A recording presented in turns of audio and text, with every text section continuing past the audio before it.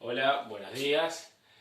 Si recuerdan, nosotros estuvimos hablando de las fuerzas de la naturaleza y sobre todo de la fuerza electromagnética que va a ser el objeto de estudio de todo quinto año.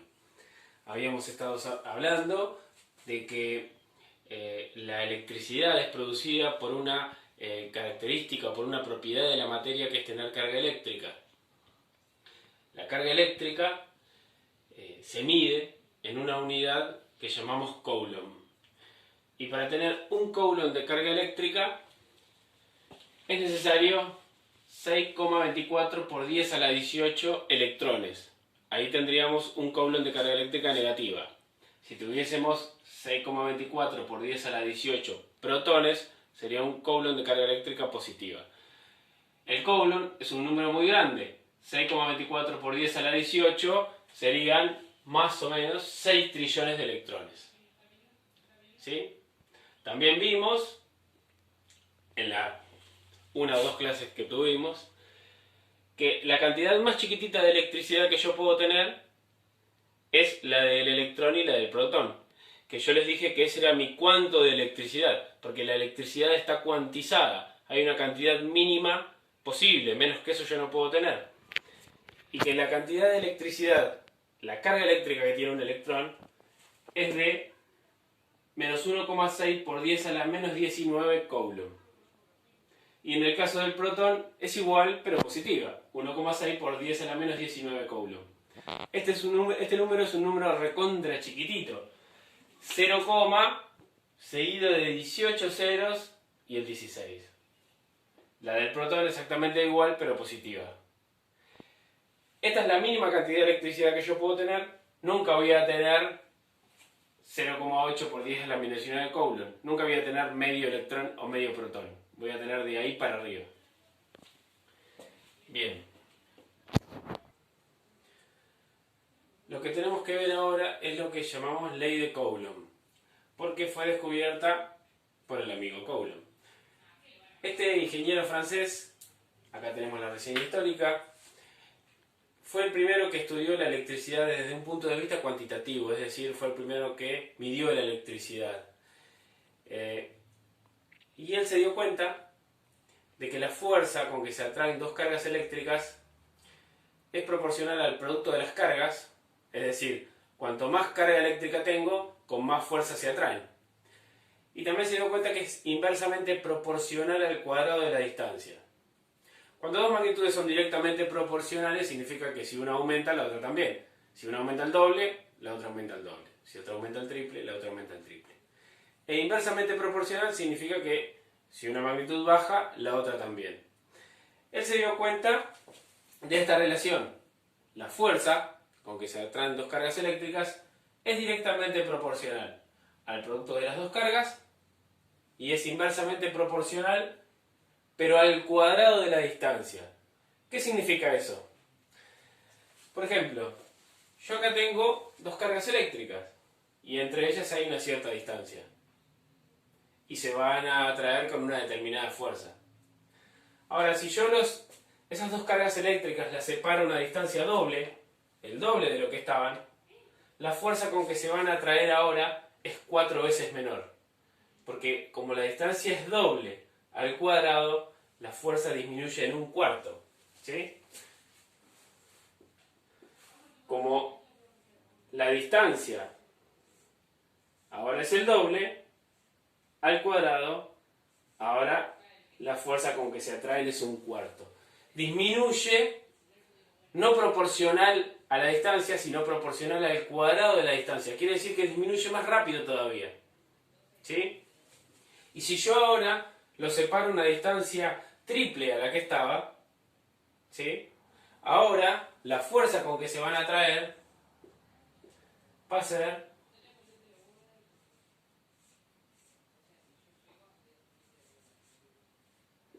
nueve veces menor. ¿Sí? A distancia doble, 4 veces menos fuerza.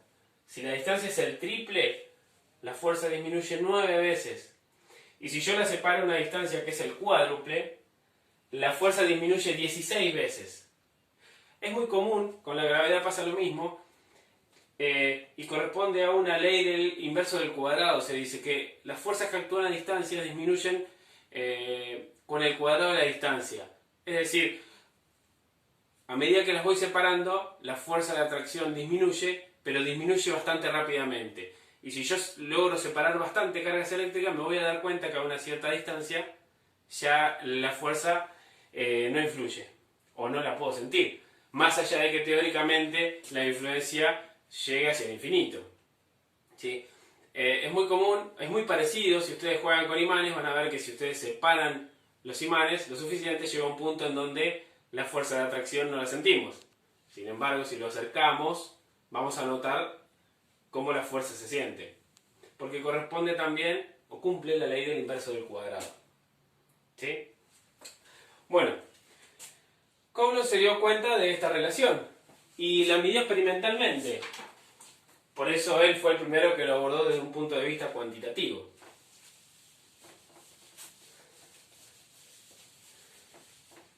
Significa que si yo conozco dos cargas eléctricas con su valor en Coulomb y la distancia que las separa, puedo calcular con qué fuerza se atraen. Este valor que ven acá, que es 1K, se le llama la constante eléctrica. ¿Y de dónde sale esa constante eléctrica?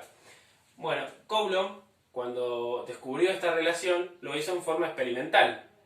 Él fue probando con distintas cargas y con distintas distancias con qué fuerzas se iban atrayendo. Y él encontraba, fíjense que si yo despejo esta fórmula, ¿sí? Por ejemplo, la distancia del cuadrado que está dividiendo, la paso multiplicando, las cargas que están multiplicando, las paso dividiendo,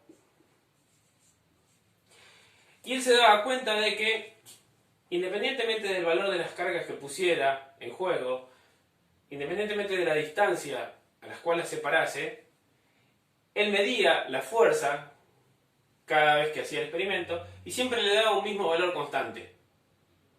¿Sí?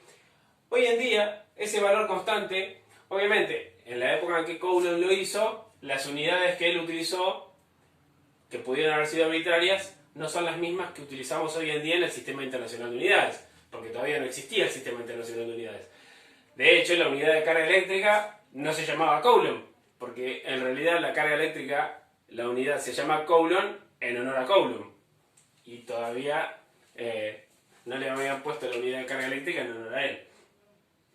Bueno, la cuestión es que si yo utilizo unidades del sistema internacional, estas son la distancia en metros, la fuerza en newton y la carga en Coulomb, la K, que es el valor constante, toma un valor fijo que se lo conoce como la constante eléctrica. Y ese valor es igual a 9 por 10 a la 9 newton por metro cuadrado sobre Coulomb al cuadrado. Es un número grandísimo. 9 por 10 a la 9, si lo escribimos como número normal, es un 9 seguido de 9 ceros.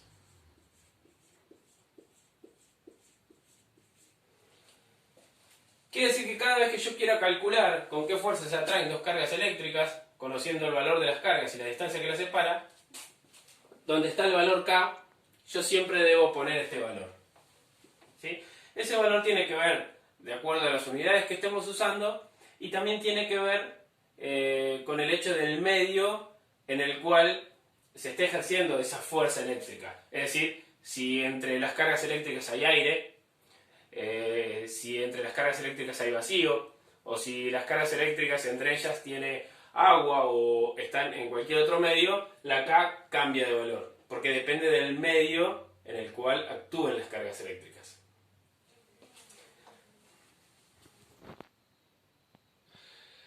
Bien, como para realizar los cálculos con la ley de Coulomb necesitamos utilizar o números muy grandes o números muy chiquititos, y eso va a hacer que sea un poco incómodo, y es lo que la fórmula en sí no es difícil, es multiplicar y dividir, pero los números tan grandes o tan chiquititos hacen que la fórmula parezca fea o difícil de calcular. Y eso va a hacer que nos tengamos que familiarizar con los múltiplos y los submúltiplos de las unidades. Yo acá hice una pequeña tabla con los múltiplos y submúltiplos que se utilizan para cualquier unidad. Puede ser para el metro, puede ser para las unidades de frecuencia, para cualquier unidad usan los mismos prefijos. Tenemos el caso de la unidad. Si fuese metro sería la unidad metros, deci sería decímetro, centímetro, milímetro. Y luego del mili, que es la milésima parte, continúa la tabla hacia abajo para cosas más chiquititas. Tenemos micro, que se representa con esta letra que parece como si fuese una U con una patita larga, o una M, que es la letra griega mu, que significa la millonésima parte de. Luego sigue nano, que se representa con la letra N, que es la milmillonésima parte de. Y pico, que es la billonésima parte de algo, cada vez más chiquitito. Hacia arriba tenemos los conocidos, deca, que es 10, hecto, que es 100, kilo, que es 1000, y después, gracias a la tecnología, estamos más familiarizados con la palabra mega o giga. Mega significa millón, giga significa 1000 millones y tera significa billón. La manera de escribir estos números cuando son muy grandes o muy chiquititos, si nosotros tuviésemos que escribir todos los números, sería complicado, sería una pérdida de tiempo, porque, por ejemplo, para el caso de 10, 100 o 1000, es bastante fácil, relativamente fácil. Pero luego, ya después, los submúltiplos, en orden de magnitud, van cambiando de 3 en 3. Es decir, de mili, que es la milésima parte, paso a micro, que es la millonésima parte. Fíjense que acá lo puse cómo se escribiría en notación exponencial, el valor que yo quiero expresar, y esto sería escribirlo en números comunes, ¿sí? Por ejemplo, mili, para escribir la milésima parte de, yo lo multiplico por 10 a la menos 3, escrito en notación exponencial. Si yo los quiero escribir en forma normal, tengo que escribir 0, si el exponente es menos 3, cuento 1, 2, 3, en el tercer lugar va el número. Si yo quiero escribir micro, que es la millonésima parte de, puedo escribirlo multiplicando por 10 a la menos 6, o el número que sea, poner 0, y contar 6 lugares. 1, 2, 3, 4, 5, y en el sexto lugar va el número. ¿Sí? En el caso de mega, por ejemplo, es 10 a la 6, pero positivo. Entonces significa millón. Fíjense que giga es 10 a la 9, pero también positivo. ¿Sí? Que conozcamos esta tabla y que conozcamos la notación exponencial nos va a servir para los cálculos de electrostática. Por ejemplo, supónganse que yo tengo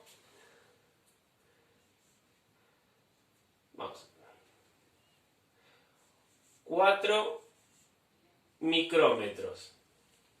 4 micrómetros yo lo puedo escribir así. 4 por 10 a la menos 6 metros. Estoy escribiendo lo mismo. Y si lo quiero poner con todos los números, tendría que poner 0, 1, 2, 3, 4, 5. Y en el sexto lugar, el 4. De las tres maneras estoy poniendo lo mismo. Acá digo que tengo 4 micrómetros. 4 por 10 a la menos 6 metros son 4 micrómetros. Y 0,0000004 metros son 4 micrómetros.